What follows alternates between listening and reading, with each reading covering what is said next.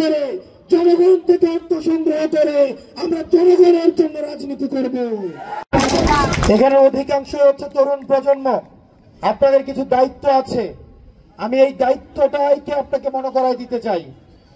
আমাদের যে আগের যে নেতৃত্ব যারা ছিল, তারা দেশ থেকে টাকা পাচার করে বিদেশে আমোদ ফুর্তি করেছে।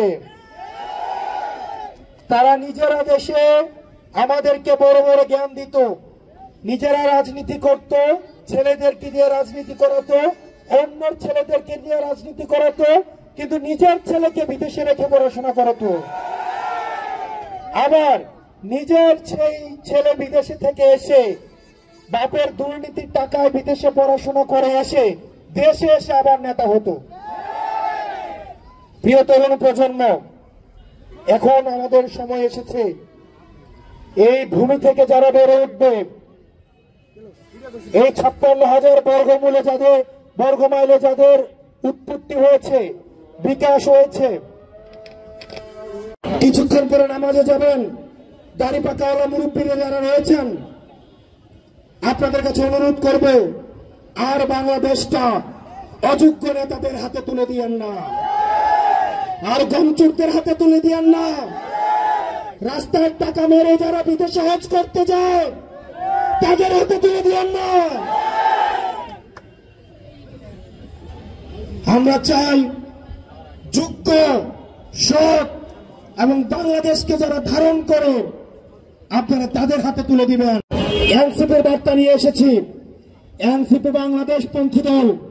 আমরা জনগণে বিশ্বাস করি, আমরা বিশ্বাস করি ক্ষমতার ইচ্ছে দিল্লি নয়, ক্ষমতার উৎস বসুন্ধরা নয়, ক্ষমতার উৎস আসালাম নয়, ক্ষমতার উৎস কোন ব্যবসায়ী নয়, ক্ষমতার উৎস কেবলমাত্র জনগণ। জনগণ যদি পাশে থাকে তাইলে দিল্লি পালাইতে হয় না, লন্ডন থাকতে হয় না।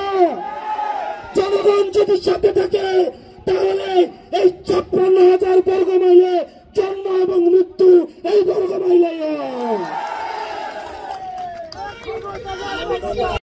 আমরা কোন পিন্ডির উপরে, দিল্লির উপরে, লন্ডনের উপরে, আমেরিকার উপরে নির্ভর করতে চাই না। আমরা কোন ব্যবসায়ী থেকে আমাদের মগজ, আমাদের রাজনীতি কোন ব্যবসায়ীর কাছে আমরা বর্গা দেইনি। আমরা জনগণ থেকে অর্থ সংগ্রহ করব। আপনাদের থেকে 10 টাকা, 20 টাকা, 100 টাকা আপনাদের থেকে আমরা অর্থ সংগ্রহ করে, জনগণ থেকে অর্থ সংগ্রহ করে আমরা জনগণের জন্য রাজনীতি করব। যখন রাজনীতিবিদরা ব্যবসায়ীদেরকে তাদের রাজনীতি বন্ধক দেয়, তখন ব্যবসায়ীদের মতো করে পলিসি নির্ধারণ করতে হয়। তখন তাদের নোটবুকে, তখন তাদের নীতি নির্ধারণীতে আর জনগণ থাকে না, শুধু থাকে বসুন্ধরা, ভূমিখুকি, দর্শনকারী এবং এসালাম, যারা জনগণের টাকা দিয়ে সিঙ্গাপুরে এখন আমাদের ভোগ বিলাসের জীবনযাপন করছে। প্রিয় গাঙ্গীবাসী, আমাদের এই তরুণ প্রজন্ম, আমরা সত্য বলতে ভয় পাই না। কারণ আমাদের কোনো ব্যবসা নাই যে ব্যবসাটা আমাদের হচ্ছে কোন ব্যবসায়িক কোন যারা অলিগার্ক শ্রেণী আছে তাদের কাছে আমরা বন্ধক দিয়ে রেখেছি। আমরা তরুণ প্রজন্ম, আমরা বিশ্বাস করি হয় সাদা না হয় কালো, সাদা এবং কালোর মাঝে কিছু নেই, যেটাকে আমাদের আগের প্রজন্ম রাজনীতি বলে জানে।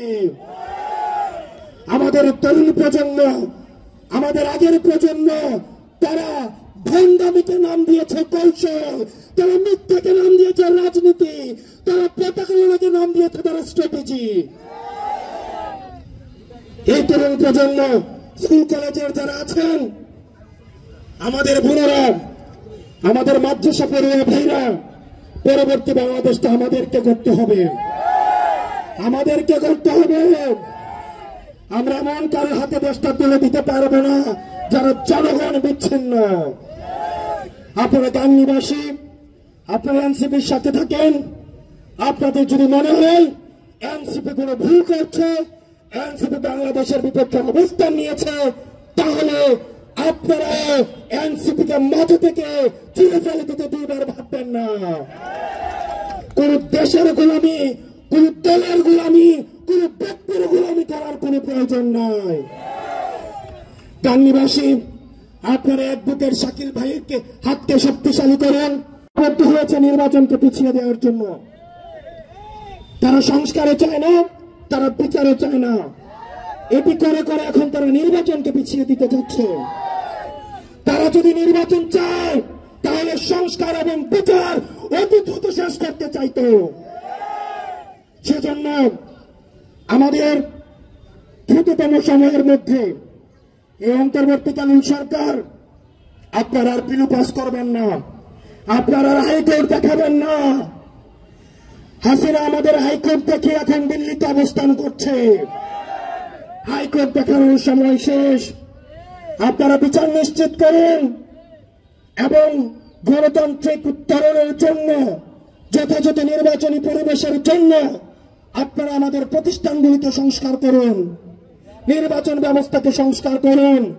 ইতিমধ্যে আমাদের আহ্বায়ক বলে দিয়েছে, আমরা পুরাতন খেলায় অংশগ্রহণ করতে আসি নাই, বরং আমরা পুরাতন খেলার আমরা নিয়ম পরিবর্তন করে দিতে এসেছি। সুতরাং আপনারা নিয়ম পরিবর্তন করে আমাদের সামনে উপস্থাপন করুন যে আপনারা খেলার জন্য কি কি নতুন নিয়ম নিয়ে এসছেন, যাতে করে আমরা নতুন খেলার, আমরা নতুন নিয়মে সবাই মিলে আমরা অংশগ্রহণ করতে পারি। ইনকিলাব, ইনকিলাব।